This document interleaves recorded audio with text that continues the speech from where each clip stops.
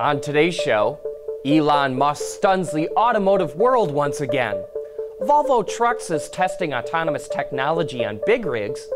And do you trust the car companies to collect data on you while you drive? All that and more coming right up on Autoline Daily.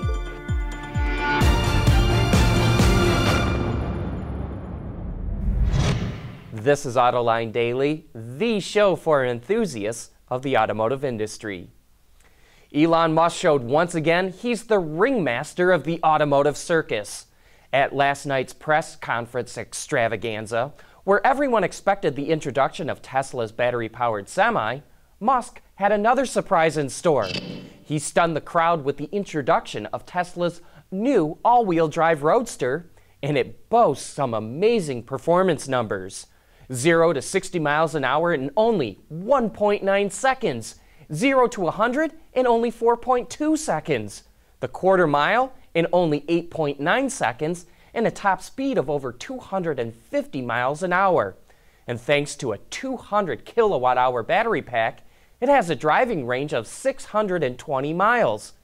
Even though Tesla calls it a Roadster, it's a four-seater, though the back seats must be mighty tiny. Note that the car does not have side view mirrors, which greatly helps aerodynamics. We presume it's using video cameras tucked into the fender vents behind the rear wheels. The steering wheel looks like it came out of an open-wheel race car. Base price is $200,000, and a reservation deposit will set you back by $50,000. But if you want to join an elite group of only 1,000 customers, they're calling the Founder Series, the price jumps to $250,000, and so does the deposit price. To our eye, this looks like a direct challenge to Porsche's Mission E electric car, right down to some similar design cues. Okay, now for the semi that everyone was expecting.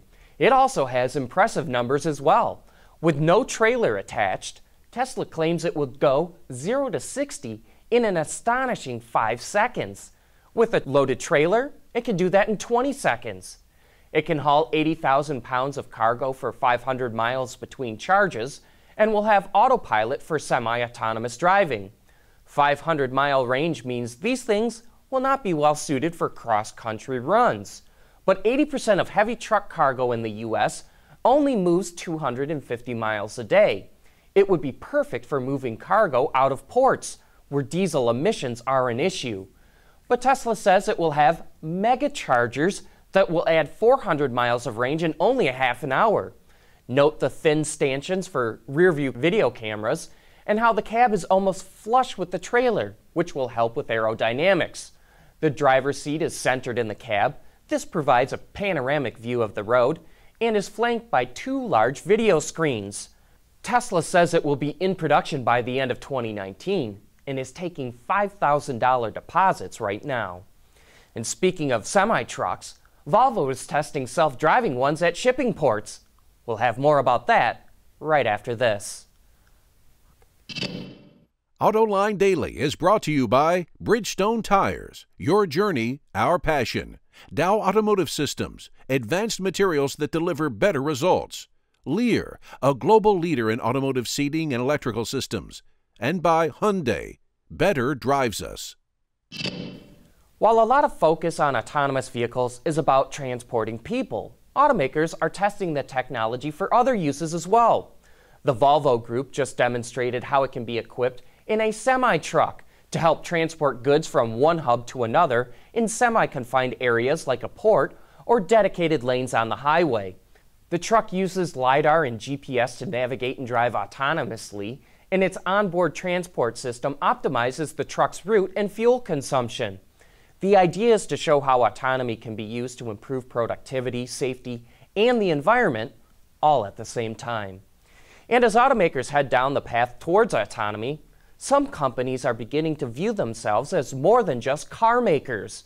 As a part of its new sponsorship deal with the Olympics, Toyota just launched a new ad campaign called Mobility for All. The commercial introduces transportation solutions, next-gen mobility, and other advanced technologies developed by the company. But what you won't see are any vehicles you can currently buy from Toyota or Lexus. And that shows you how much this industry is changing. One of the largest car makers in the world wants you to think of them as a mobility company and not just an automaker. Thanks to autonomy and connected car technology, vehicles will generate a ton of data in the future. But can that information be kept private? We'll take a closer look right after this.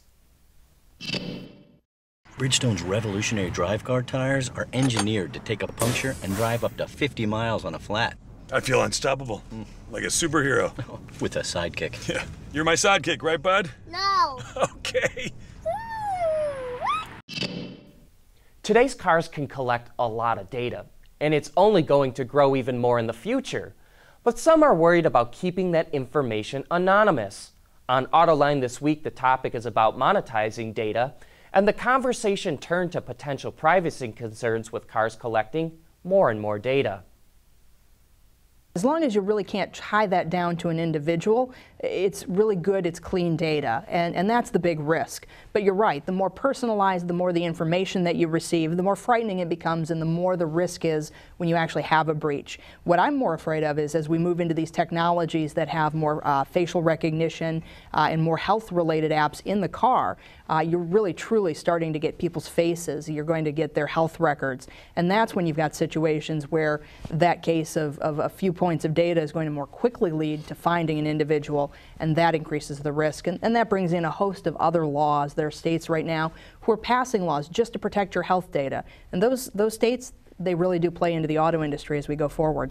And we're seeing manufacturers doing research into things for good, for very positive reasons. Like for example, a couple of years ago, Ford showed off a driver workload monitoring system that they developed, and other manufacturers have done similar things using sensors in the vehicle to detect your heart rate, your temperature. Look at the temperature of your face to see if perhaps you might be in a stressful situation, traffic, something going on. And to automatically start to reduce some of the distractions, lower the radio volume, things like that. All of those sorts of things are being done, with good intent, but it's not beyond the realm of possibility that it could also be abused, because having that kind of information about your physiological state could be correlated to other information as well. And now with things like Cadillac Super Cruise, you have a driver monitoring system to make sure that you're still watching the road. So you've got this camera that's looking at your face, and there's all kinds of things that could potentially be gleaned from that as well. For more about cars collecting data and the monetization of that information, you can watch that entire discussion right now on Autoline.tv or look for it on our YouTube channel. But that's it for today. Thanks for watching, and I hope you have a great weekend.